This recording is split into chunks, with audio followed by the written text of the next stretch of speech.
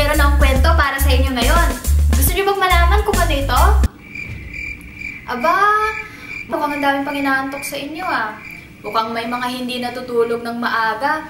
Ano kaya ang pwede natin gawin para naman magising at mabuhayan kayo ngayon? Alam ko na. Magsasayaw tayo. O ano, gusto niyo ba yon? Handa na ba kayo? O sige ha, sundan niyo lang ako ha. O 1, 2, 3.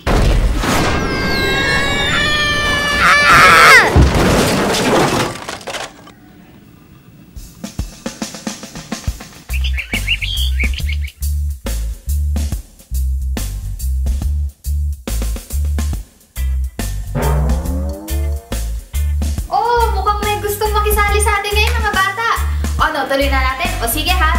Sisimulan ko. 1, 2, 3. Tara, maglaro tayo. Tara, mas masaya to. Mga bata, tignan niyo yung bagong bigay sa akin ng mama ko. Eto pa. Excuse me lang po. Kasi, sasalita ako ngayon at may mga nakikinig sa ating mga bata. Kaya kung okay lang sa'yo, ay pag natapos ko ito, pag natapos na lahat ng ito, ay doon na tayo maglalaro. Kung okay lang talaga sa'yo. Ha? Pasensya na ha. Nako, sorry nga pala yung mga bata ha. Makulit lang kasi itong bulilit na to eh. Ngayon, nasa na ba tayo? Nga pala, sasayaw. O no, mukhang atat na rin kayo eh. Ako rin gusto ko nang sumayaw. O sige, simulan na natin ha. O tara na. In 1, 2, chu chaga chaga chaga chaga chaga chaga chu chaga chaga chaga chaga chaga chaga chu chaga chaga chaga chaga chaga. Nako, ano pa yung ginagawa mo? Hindi mo ba alam na malaking pagdisrespeto yung ginagawa mo? Pagkatapos naman ito, ay maglalaro na tayo eh. Ayoko! Gusto ko na maglaro ngayon eh! May gusto lang kasi talaga akong ituro sa mga kasama natin mga bata ngayon. Promise. Promise ha, promise.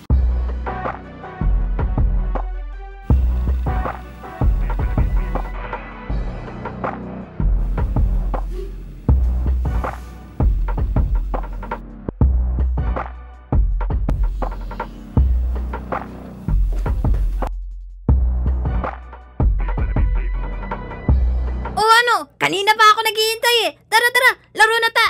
Ha?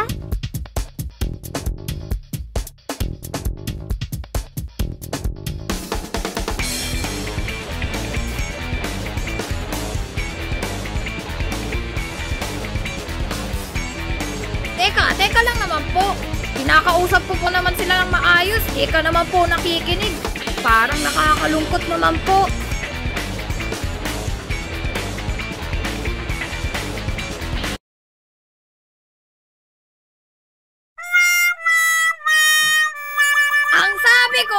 Nagsasalita pa po ako!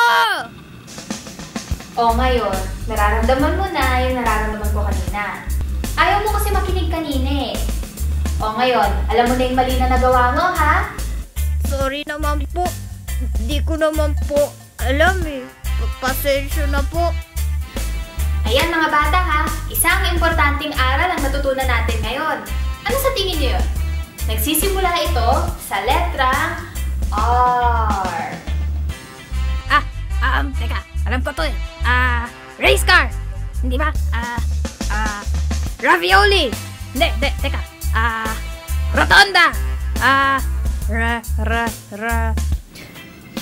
Malapit ka na eh. Ang aral na natutunan natin ngayon ay tinatawag na respeto. Importanteng matutunan natin na irespeto ang mga nakakatanda sa atin at saka sa mga tao na makikilala natin. Isang halimbawa dito ay ang pakikinig kapag may taong nagsasalita. Kuha mo ba yun? O ngayon, nakuha mo na ba yun, Freddy? Alam mo na ba ang ibig sabihin ng respeto? O sige.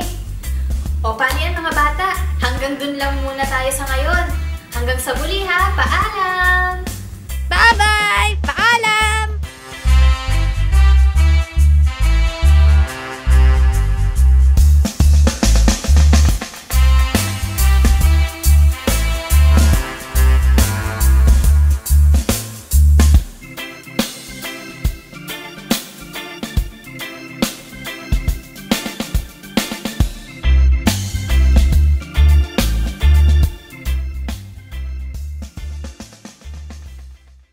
Just go away.